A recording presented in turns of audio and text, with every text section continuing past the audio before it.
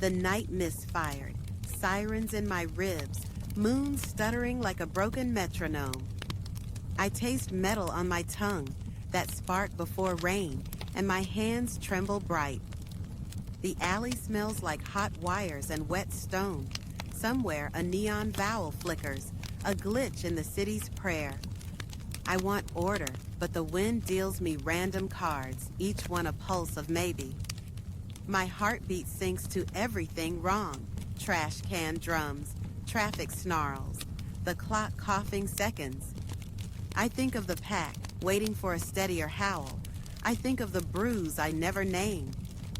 Chaos presses its forehead to mine, intimate as a secret I keep from myself. I try to outbreathe it and fail. The breath comes back wearing thunder. Then a small mercy. I remember sound makes rooms from pressure, and pain loves a door.